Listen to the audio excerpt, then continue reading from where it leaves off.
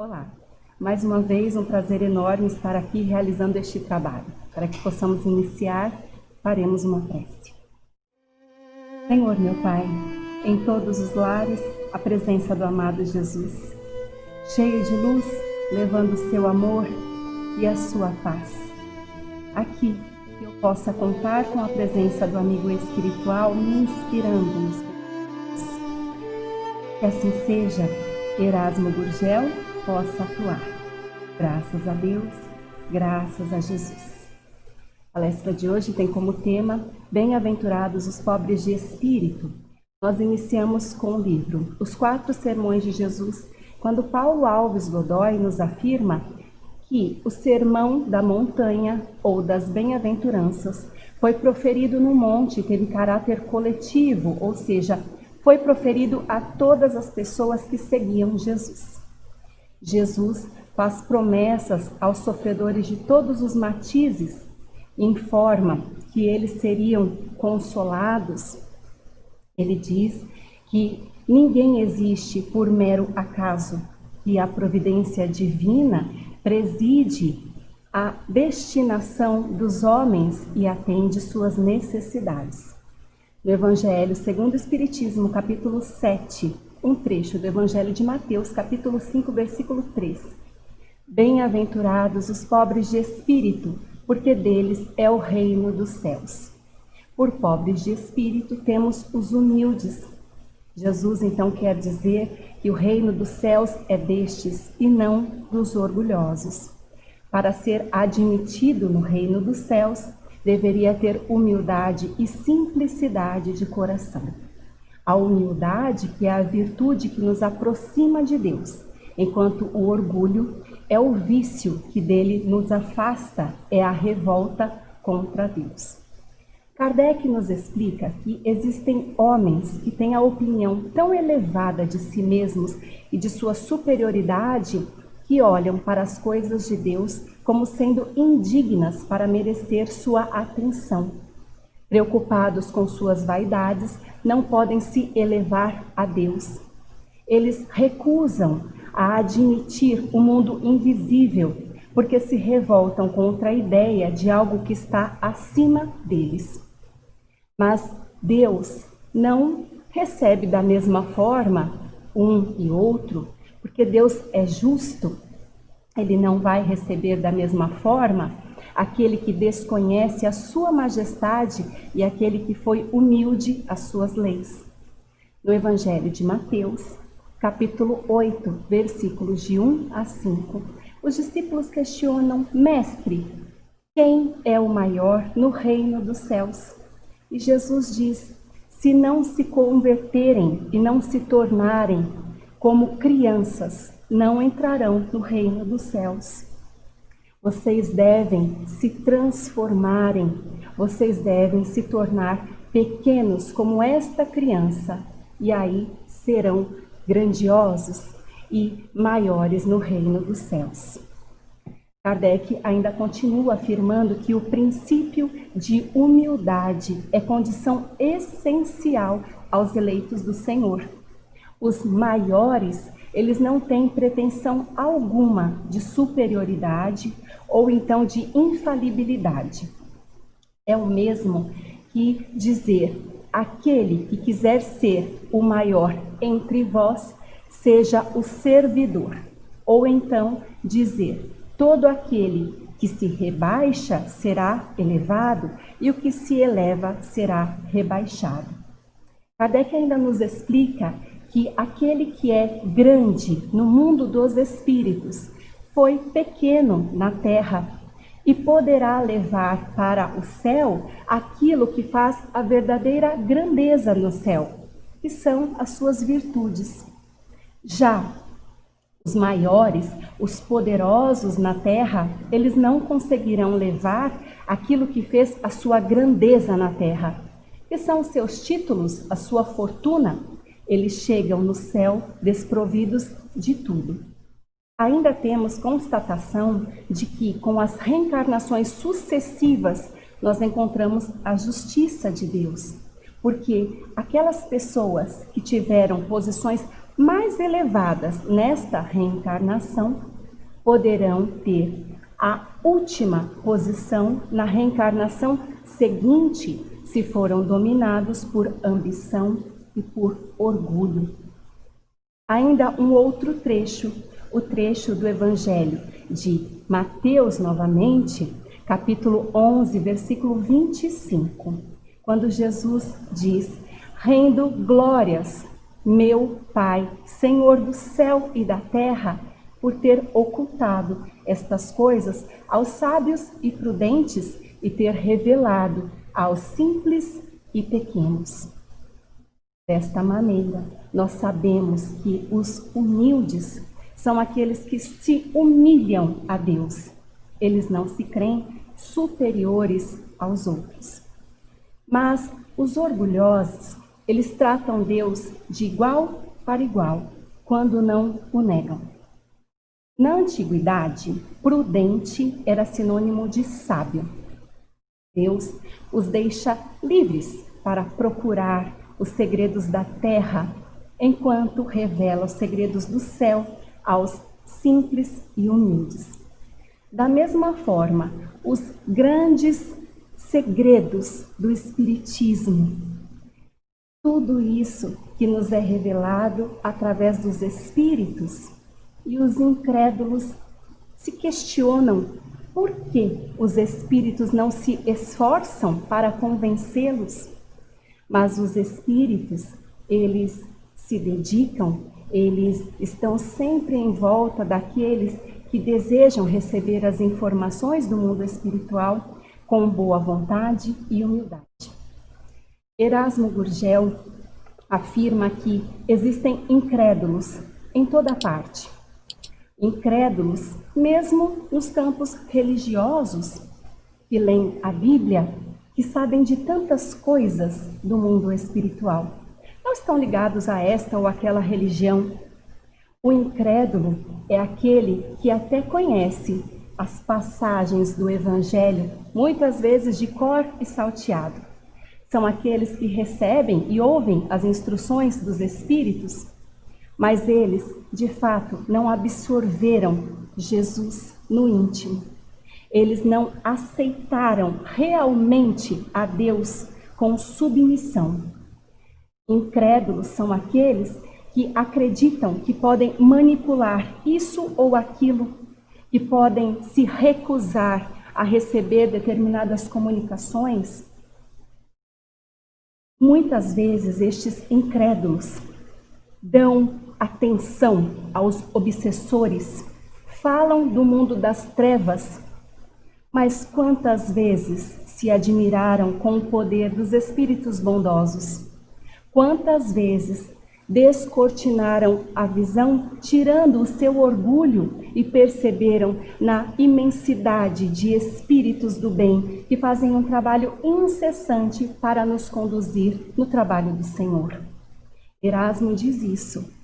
Nós devemos estar atentos, porque existem muitos que veem, ouvem, sentem os espíritos em toda a parte, mas se recusam a admitir que o mundo espiritual fala conosco o tempo todo. Portanto, o poder de Deus, ele brilha nas pequenas e nas grandes coisas. Mas, muitas vezes, o homem está cego e ele não consegue ver. Muitos precisam passar pelas angústias da vida para reconhecer o poder de Deus e não o mero acaso. Mas Deus e os espíritos, que são os agentes da sua vontade, eles não precisam se curvar, se submeter a tudo isso para convencê-los. Os incrédulos, eles não conseguem ver o poder de Deus, eles se recusam a reconhecer a verdade, porque o seu espírito ainda não está maduro para compreender e o coração para sentir a verdade. De fato, neste trecho do Evangelho segundo o Espiritismo, nós podemos ler que o orgulho é a catarata que obscurece a visão. É preciso tratar a causa do mal, ou seja, o orgulho. Mas Deus não abandona seus filhos, porque ele sabe que um dia eles conseguirão enxergar tudo isso e retornarão para os braços do Pai, como o filho pródigo. A humildade, ela iguala os homens. Ela permite que os homens se vejam como verdadeiros irmãos. Permite que eles se auxiliem o tempo todo e desta maneira sejam conduzidos ao bem. E é quando nós temos uma informação: façam o bem com humildade, sejam verdadeiros cristãos e não duvidem da bondade de Deus, que nos dá provas diárias do seu amor por nós. Esta mensagem foi deixada por Lacordaire, em Constantina, no ano de 1863. No livro Em Torno do Mestre, Vinícius fala sobre os humildes de coração e explica que existem muitas pessoas que têm imagem de humildade. São humildes nas posses, nos trajes, mas não são humildes de espírito. Pessoas que têm gestos e palavras de afeto e humildade, mas não escondem a soberba do seu coração. A verdadeira humildade, como todas as virtudes, vem do íntimo. E ainda faz uma comparação, dizendo que a moral cristã, em muitos, não ultrapassa o entendimento mental, não chega no sentimento. Aquele que é humilde, ele reconhece que ignora, está sempre pronto para assimilar novos conhecimentos. Um livro que achei interessantíssimo para a palestra de hoje, Pensamento e Vida, sempre Emmanuel. Ele nos afirma que a humildade é o reconhecimento de nossa pequenez diante do universo. E quando o homem tem ausência de humildade, faz surgir orgulho, egoísmo, vaidade. Consequentemente, geram as discórdias e as guerras. O homem, ele se sente proprietário dos bens ao seu redor. Bens temos de coisas e pessoas, e ele se recusa a ter realidade da vida. Quando esta pessoa, com o espírito de posse, ele deseja alguma coisa ou alguém e ele não pode ter, ele se desespera, ele começa a ter tensão psíquica, que gera síndromes como a depressão e todos os problemas emocionais. Isso incentiva os conflitos passionais, a loucura nos conflitos passionais, o que pode nos explicar perfeitamente o número de feminicídios que ocorreram recentemente e ainda ocorrem no nosso país. Mas aquele que tem a humildade, ele aceita trabalhar e servir em benefício de todos. E apoia a renovação para o bem. Significa retratar em si e projetar para todos esta vontade de fazer o bem como uma tarefa de amor. Ainda outro livro Espiritismo e Reforma Íntima, Rinokurt usa a frase de Emmanuel e ainda consegue melhorá-la. Ele diz que aquele que retrata em si esta virtude da humildade aceita sem constrangimento a obrigação de trabalhar e servir em benefício de todos. Ele fala que a humildade, nós podemos distingui-la por 3 características principais: desapego pelos bens materiais, a necessidade de trabalho e aprendizado e servir no bem comum. E é com isso que nós trazemos a reflexão de hoje. Jesus nos trouxe este trecho das bem-aventuranças, quando ele falava aos sofredores de todos os tipos, e neste momento nós estamos passando por uma situação tão delicada no mundo todo. O sermão da montanha, o sermão das bem-aventuranças, é atemporal.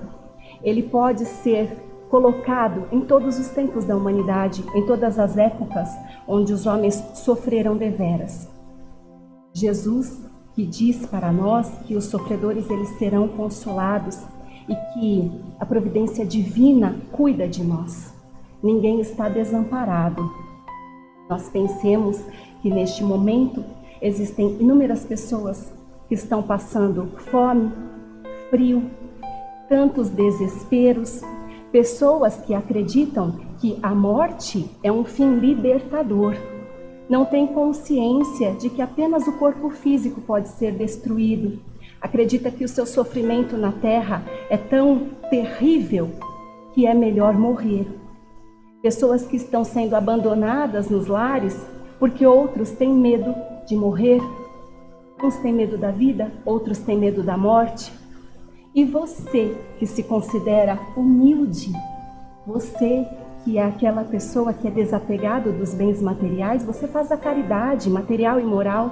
Você que tem a certeza que precisa trabalhar pelo seu progresso material, moral, espiritual. Você que sabe que precisa aprender, assimilar novos conhecimentos para progredir e auxiliar todos os que estão ao seu redor. Você também sabe que precisa servir no bem comum para que a humanidade progrida. Você pode atuar neste momento, lembrando que se existe uma equipe espiritual tão gigantesca,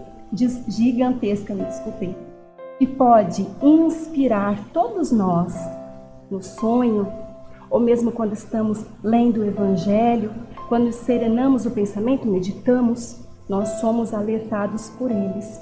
Podem ter a certeza, meus irmãos, os bons espíritos colocam no nosso caminho as pessoas que precisam de nós, aquelas pessoas que está ao nosso alcance auxiliar. Muitas vezes é simplesmente ouvindo, ou então falando uma palavra do Evangelho. Você pode servir no caminho do Senhor e ter a certeza de que estará muito bem amparado para realizar tudo isso. É simplesmente colocar em prática o que você tem dentro de si. Nós agradecemos a oportunidade que recebemos hoje, para que possamos finalizar a palestra de hoje, façamos uma prece em agradecimento ao Senhor. Senhor meu Pai, eu lhe peço, em todos os lares, paz, que não falte, Pai, o pão material, o pão espiritual, que os meus irmãos tenham coragem para prosseguir, sabendo que cada um de nós tem um plano adequado para a nossa evolução. Passaremos pelo que tiver de ser, porque o Senhor é Pai amantíssimo e nos guia para o caminho exato da renovação. Agradecida ao amigo Erasmo Gurgel pelo trabalho em questão, imensamente agradecida. Graças a Deus, graças a Jesus. Grata.